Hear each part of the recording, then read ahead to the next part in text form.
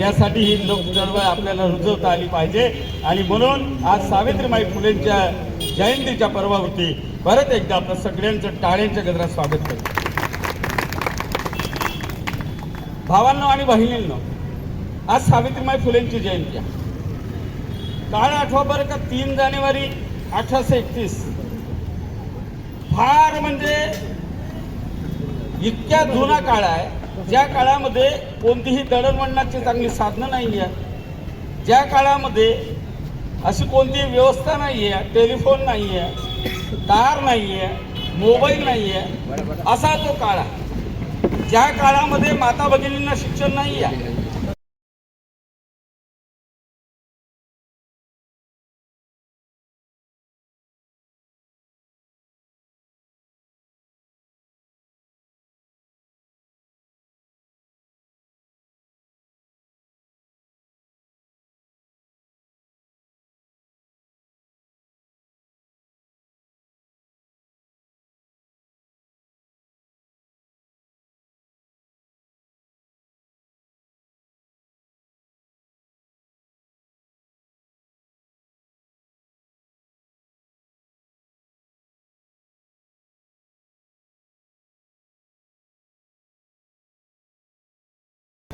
या देशातल्या पहिल्या महिला शिक्षिका,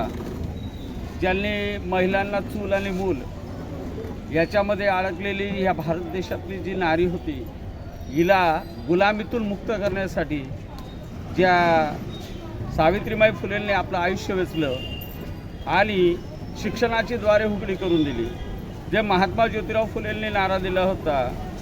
की विद्येविना मती गेली, मतीविना नीती गेली, नीतीविना गती गेली, गतीविना वित्त गेले आणि वित्ताविना शूद्र खचले, एवढे सारे अनर्थ एका अविद्येने गेले। हा मंत्र दिला कारण का की या देशातल्या बहुजनांना, या देशातल्या 85% लोकांना शिक्षणच मिळालेलं नव्हतं आणि मग हे शिक्षण न मिळाल्यामुळे हे लोक बौद्धिक गुलाम होते आणि यांना गुलामीतून जर बाहेर काढायचं असेल तर हे पहिलं काम कोण करू शकतं? कारण या देशाचा इतिहास होता गणमातांचा, क्रांतीचा, माता महिलांचा आणि म्हणून महात्मा ज्योतिराव फुलेंनी पहिला निर्णय घेतला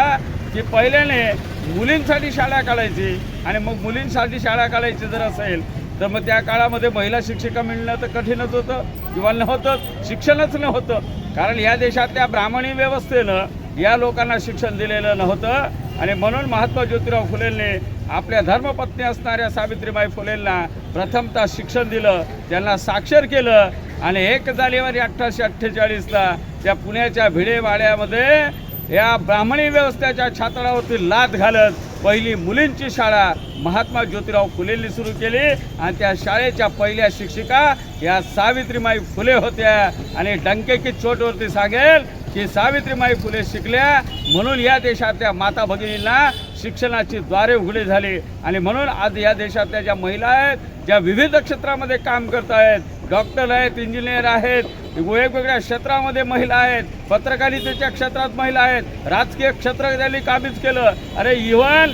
आकाशामध्ये भरारी घेणाऱ्या विमानाच्या पायलट देखील महिला आहेत। त्याच्याही पुढे चालून सांगेल की अंतराळामध्ये ज्या महिला पोचल्या त्याच्यासाठी सर्वात मोठं योगदान जर कुणाचं असेल तर ते आमच्या सावित्रीबाई फुलेंचं आहे आणि सावित्रीबाई फुलेंनी हा सगळा आपलं आयुष्य या आमच्या स्त्री शिक्षणाच्या उद्धारासाठी, आमच्या बहुजन समाजाच्या उद्धारासाठी खांद्याला खांदा लावत आमच्या महात्मा ज्योतिराव फुलेंच्या सोबत काम केलं आणि म्हणूनच या देशातली माता भगिनी ही गुलामीतून मुक्त झालेली आहे। अशा ह्या वीर मातेला, अशा ह्या वीरांगणेला, अशा ह्या शिक्षणाच्या देवतेला या त्यांच्या जयंतीच्या दिनी शत शत नमन करतो।